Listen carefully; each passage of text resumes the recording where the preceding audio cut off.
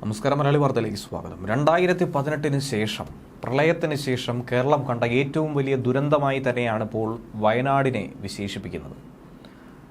ചിന്നിച്ചിതറി പല ഭാഗങ്ങളായി മാറിക്കിടക്കുന്ന മൃതദേഹങ്ങൾക്ക് നടുവിൽ നിന്ന് ഉറ്റവരെയും ഉടയവരെയും ഓർത്ത് വിലപിക്കുകയാണ് നാട്ടുകാരും ജനങ്ങളും അതോടൊപ്പം തന്നെ മലയാളികളും. ഇന്ന് ചൂരൽമലയാണെങ്കിൽ നാളെ മറ്റു പ്രദേശങ്ങളിലേക്ക് ഇത് വ്യാപിക്കാനുള്ള സാധ്യത കൂടിയാണ്, ഒരു വലിയ മുന്നറിയിപ്പ് കൂടിയാണ് ജനങ്ങൾക്ക് നൽകുന്നത് എന്ന പാഠം കൂടി മനസ്സിലാക്കേണ്ടതുണ്ട്. പ്രളയത്തിന് ശേഷം കേരളം കണ്ട ഏറ്റവും വലിയ ദുരന്തമായി ചർച്ച ചെയ്യുന്ന ചൂരൽമലയിലെ ഉരുൾപൊട്ടലിൽ സജീവമായി തന്നെ രക്ഷാപ്രവർത്തനം പുരോഗമിക്കുകയാണ്. എവിടെ നിന്ന് തുടങ്ങണമെന്നും എവിടെ അവസാനിപ്പിക്കണമെന്നും അറിയാത്ത അവസ്ഥ. ഇനിയും നിരവധി ആളുകൾ പല മേഖലകളിലും ഒറ്റപ്പെട്ട് കിടക്കുന്നു. ചൂരൽമലയിലെ ടൗണ് തന്നെ ഏകദേശം 40ഓളം കടകമ്പോളങ്ങൾ വരുന്ന ടൗൺ അപ്രത്യക്ഷമായിരിക്കുന്നു. എത്ര വീടുകളാണ് മണ്ണിനടിയിലായിരിക്കുന്നതെന്നുള്ള കണക്ക് പോലും അധികാരികളുടെ കയ്യിലില്ലാത്ത അവസ്ഥ. അത്രയും ഭീതിപ്പെടുത്തുന്ന സാഹചര്യങ്ങൾ. രക്ഷാപ്രവർത്തനത്തിനായി രക്ഷാപ്രവർത്തകർ കാലെടുത്ത് വയ്ക്കുന്നത് മറ്റൊരാളുടെ മൃതദേഹത്തിലാണോ എന്നുള്ള സംശയത്തിലൂന്നി വളരെ ഭയപ്പെട്ട് മുന്നോട്ട് പോകുന്ന ഓരോ നിമിഷങ്ങളും.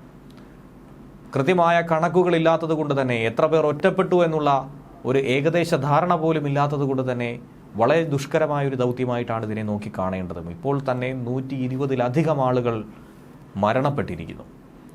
രക്ഷാപ്രവർത്തകരിൽ ഏറെ കുറച്ചു പേർക്ക് മാത്രമാണ് ഇന്ന് വൈകുന്നേരം വരെ പല മേഖലകളിലേക്കും കടന്നു കയറാനായി സാധിച്ചിട്ടുള്ളൂ. അതിനുള്ള കാരണമെന്ന് പറയുന്നതും പ്രധാന വഴികളൊക്കെ തന്നെ ഇല്ലാതായിരിക്കുന്നു. പ്രധാനമായി ഈ മേഖലയിലേക്ക് കടക്കാനുണ്ടായിരുന്ന ഒരു പാലം, അതാണ് ആദ്യം തകർന്നിരിക്കുന്നത്. മുണ്ടക്കയിൽ പല വീടുകളുടെയും തറ മാത്രമാണ്, ഫൗണ്ടേഷൻ മാത്രം നിലനിർത്തി വീട് പൂർണ്ണമായും ഉരുൾപൊട്ടലിൽ ഒലിച്ചുപോയ സാഹചര്യമാണ്. മൃതദേഹങ്ങൾ ഒരിടത്ത് മാത്രമല്ല പലയിടത്തായി, പ്രത്യേകിച്ചും നദിയിലും പുഴയിലുമൊക്കെ കാണപ്പെടുന്ന അവസ്ഥയിൽ. എന്നാൽ ഒരു ഭാഗത്തു നിന്നും ശേഖരിച്ച മൃതദേഹങ്ങൾ ഇക്കരയിൽ എത്തിക്കാനായി കഴിയാത്ത ഏറ്റവും ദയനീയമായ ഒരവസ്ഥ. മൃതദേഹങ്ങൾ കൂന കൂട്ടിയിടുന്ന ഒരു സാഹചര്യം പോലും ഒരവസരങ്ങളിൽ ഉണ്ടായി. സൈന്യം എത്തിയതിനു ശേഷമാണ് ഇതിൽ വളരെ വേഗത്തിലുള്ളൊരു നീക്കുപോക്ക് പോലും ഉണ്ടായത്.